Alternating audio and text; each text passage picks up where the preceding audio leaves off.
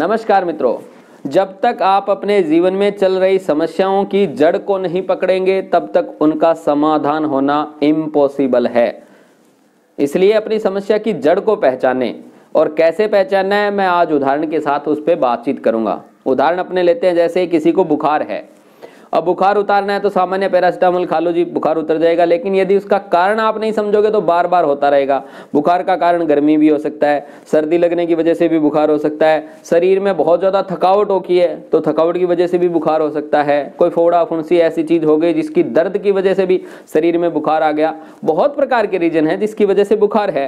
अब जब तक आप उस रीजन को ठीक नहीं करोगे तब तक बुखार उतरेगा कैसे? यदि उतार भी लोगे तो फिर से चढ़ जाएगा।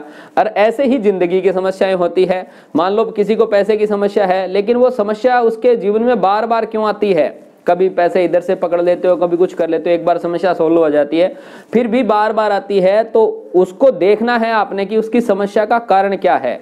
अब पैसे को डिटेल से बताता हूं। पैसा आपके पास नहीं है, समस्या आ रही है, उसके क्या क्या कारण है। एक कारण हो सकता है कि आपके पास ग्राहक नहीं है। आपने दुकान खोल रखी है, आपके पास ग्राहक नहीं है। आप स्टूडेंट है, वैकेंसी नहीं आ रही है, अवसर नहीं मिल रही है, आपको कोई तैयारी कर रहे हो उसके लिए। या फिर एक बात ये हो सकती है कि आपको कोई निर्णय जो वो कर ही नहीं पा रहे हैं कि पैसा कहाँ लगाऊं कहाँ नहीं लगाऊं, कुछ भी स्पष्टता ही नहीं है कि पैसे की समस्या क्यों है।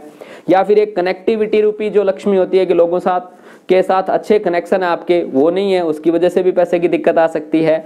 अथवा तो आपका पैसा कहीं फंस गया, पेमेंट रुक गई, आप कहीं से व्यवस्था करते हो, ग्राहक आते हैं, पैसे आ गए, आपके पास पैसे ठीक हो गए, फिर किसी को दे दिए, फिर वो फंस जाती है। बार बार पैसे अटकने की वजह से भी पैसे की समस्या आ रही है, ये भी एक कारण हो सकता है। इसके अलावा ये हो सकता है कि आपका फेम नहीं है, प्रसिद्धि नहीं है और फेम की आपको भूख है, इसलिए आप बार बार पैसा लगा रहे हो, विज्ञापन पे लगा रहे हो, कभी अपनी ब्रांडिंग पे लगा रहे हो। मतलब कहने का तात्पर्य है कि उस फेम के लिए आप पैसे को खर्च करते जा रहे हो, तो भी पैसे की समस्या आ सकती है। इसके अलावा यदि बात करें तो पैसा आपका व्यर्थ में लग रहा है, बिना मतलब का खर्चे पे खर्चा हो रहा है, तब आपका पैसा नहीं बच रहा है, यह भी एक कारण हो सकता है। एक पैसा आपके पास पूरा बार बार नहीं हो रहा है, उसका एक कारण ये हो सकता है कि आप अपने काम में दक्ष नहीं हो, आपके पास वो लायकात नहीं है, योग्यता, क्वालिटी, उसको निखार नहीं पा रहे हो, इस वजह से भी पैसे की दिक्कत आ सकती है।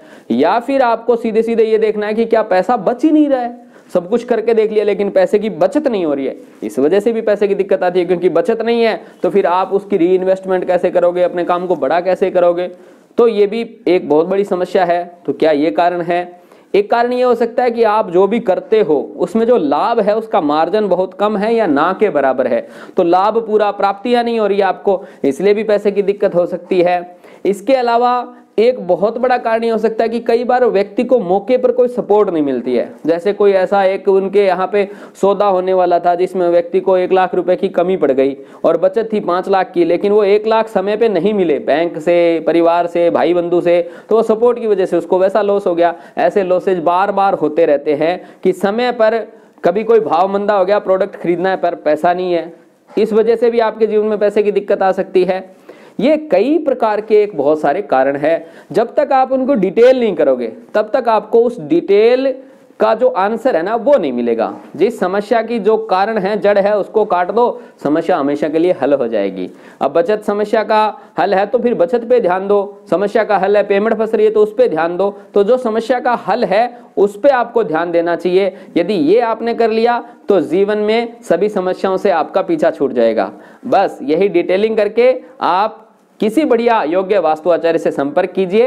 वास्तु के माध्यम से आपके जीवन में बहुत ही सुखद परिवर्तन आएंगे। जय सिया राम।